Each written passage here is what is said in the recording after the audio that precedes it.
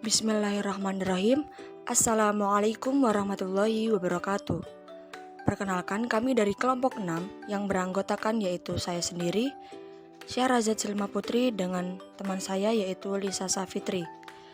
Di sini kami akan mempresentasikan sebuah makalah dengan judul Dakwah dan Budaya Lokal.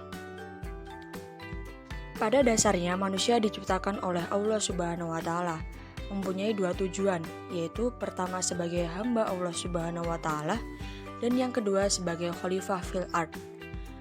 Dengan diciptakannya manusia sebagaimana hal tersebut dan agar manusia bisa mencapai tujuannya, maka Allah melengkapi manusia dengan dua unsur, yakni unsur jasmani dan unsur rohani. Dan selain dua macam unsur tersebut, Allah melengkapi manusia dengan memberikan akal pikiran dan nafsu sebagai kesempurnaan manusia. Dengan hal yang seperti ini, manusia dikatakan sebagai makhluk yang mulia. Kelebihan dan kekurangan serta kemuliaan yang Allah berikan kepada manusia tidak lain karena adanya potensi besar, yakni potensi akal pikiran dan potensi nafsu. Potensi dasar manusia dengan akal pikiran dan nafsunya membuat mereka menjadi makhluk yang berbudaya.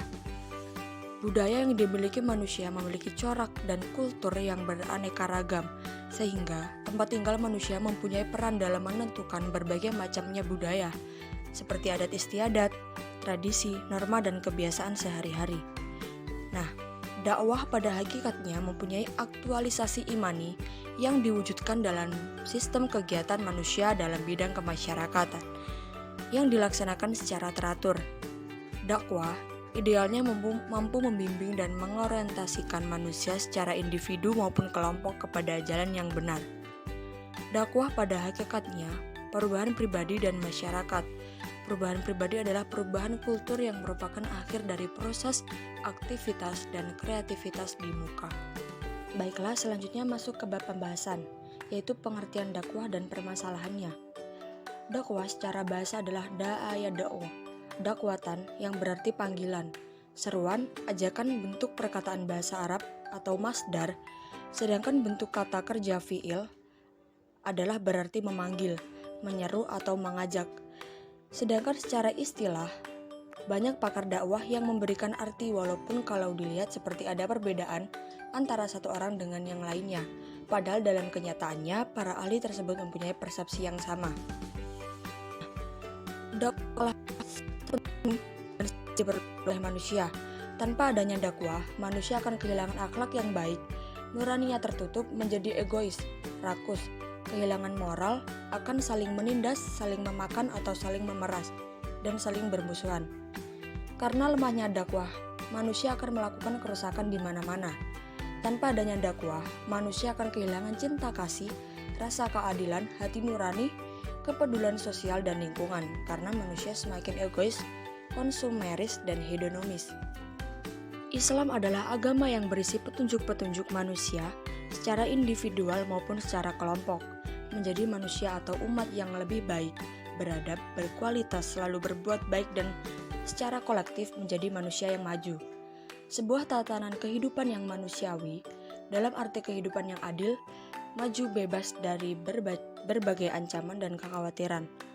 Islam berarti berserah diri kepada Allah Subhanahu wa Ta'ala, mengikuti perintahnya, dan menjauhi larangannya. Baiklah, selanjutnya yaitu permasalahan-permasalahan dakwah yang dihadapi di zaman sekarang.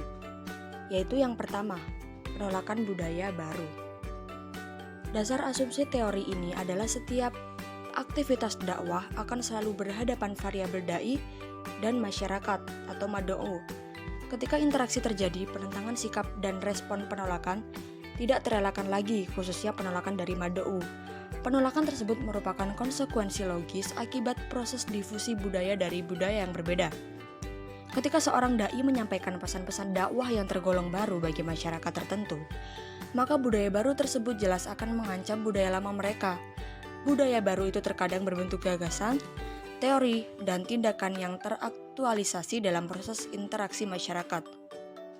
Nah, hal inilah yang menyebabkan terjadinya penolakan terhadap budaya baru. Selanjutnya nomor kedua, pencampuran budaya. Era globalisasi tidak hanya berpengaruh terhadap pola komunikasi dan sistem informasi, Lebih dari itu, konsekuensi terjadinya pencampuran budaya global tidak hanya berpengaruh pada ranah bersifat fisik, tetapi juga mental. Sarana teknologi informasi dan transformasi telah mempermudah hubungan antar budaya semakin cepat dan kuat.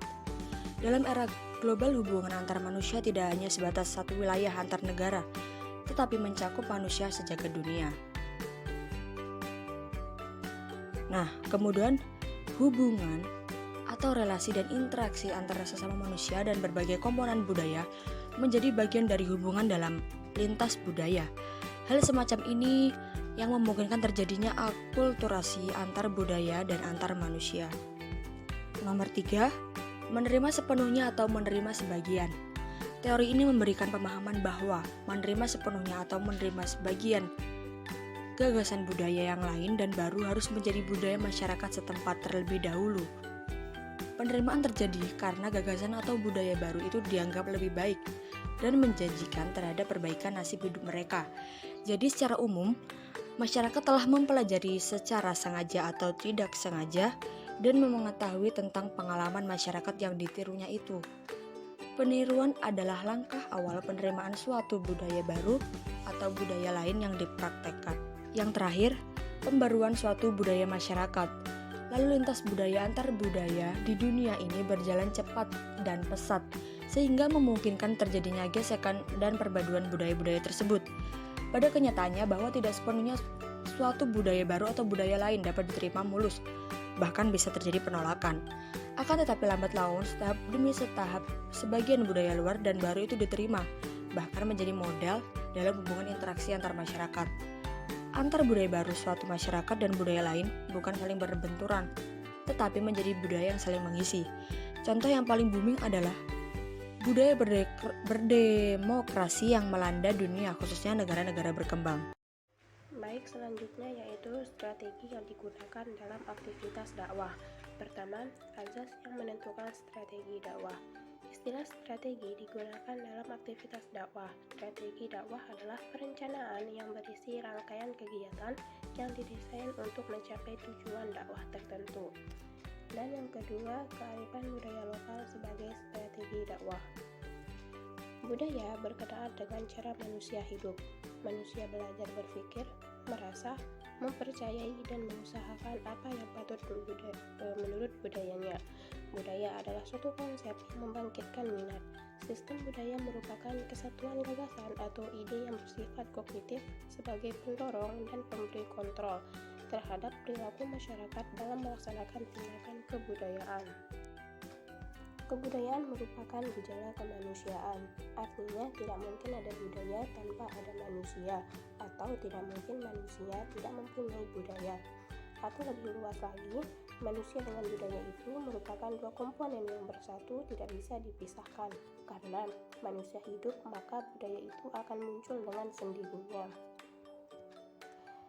Dan mengenai hubungan antara budaya dengan dakwah, mereka berdua sama-sama mempelajari tentang manusia dengan segala budaya yang dimilikinya. Manusia sebagai makhluk sosial dan dakwah objeknya juga manusia, baik individu maupun dalam kelompok. Oleh karena itu, dakwah Islam mempunyai kaitan simbiosis dengan budaya, di mana nilai-nilai Islam dapat dipadukan. Selanjutnya, beberapa azas dakwah yang diperhatikan dalam strategi dakwah. Pertama yaitu azas filosofis. Asas ini terutama membicarakan masalah yang erat hubungannya dengan tujuan yang hendak dicapai dalam proses atau dalam aktivitas dakwah. Dan yang kedua, asas kemampuan atau keahlian dai. Asas ini menyangkut pembahasan mengenai kemampuan dan profesionalisme dai sebagai subjek dakwahnya. Dan yang ketiga, asas sosiologis. Asas ini membahas masalah yang berkaitan dengan situasi dan kondisi sasaran dakwah, misalnya politik pemerintah setempat, mayoritas agama di suatu daerah, filosofi sasaran dakwah, sosiokultural sasaran dakwah, dan lain sebagainya. Dan yang keempat, asas psikologis. Asas ini membahas masalah yang erat hubungannya dengan kejiwaan manusia. Artinya, seorang dai adalah manusia. Begitupun sasaran dakwahnya yang memiliki karakter yang unik, yakni berbeda satu sama lainnya. Pertimbangan masalah psikologis harus diperhatikan dalam proses pelaksanaan dakwah. Dan terakhir yaitu asas efektivitas dan efisiensi. Asas ini maksudnya yaitu di dalam aktivitas dakwah harus diusahakan keseimbangan antara biaya, waktu, maupun tenaga yang dikeluarkan dengan pencapaian hasilnya sehingga hasilnya itu maksimal. Dan terakhir ada metode dakwah. Metode dakwah ini terbagi menjadi dua, yaitu metode dakwah kultural dan metode dakwah kontemporer.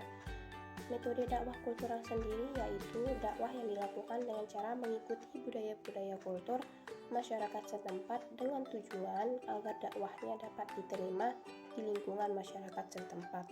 Artinya seperti penyesuaian diri begitu.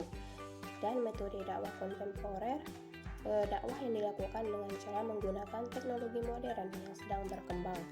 Seorang dai atau juru dakwah dalam menyampaikan ajaran Islam kepada umat manusia tidak akan lepas dari sarana atau media. Karena di era modern ini, dakwah tidak hanya cukup disampaikan melalui lisan, tanpa melalui bantuan alat komunikasi modern. Seperti halnya radio, televisi, film, dan lain-lain. Oleh karena itu, kepandaian memilih media atau sarana yang tepat merupakan bentuk keberhasilan dakwah. Baik, hanya ini yang dapat kami sampaikan. Kurang lebihnya mohon dimaafkan. Wabillahi taufik wal hidayah. Wassalamualaikum warahmatullahi wabarakatuh.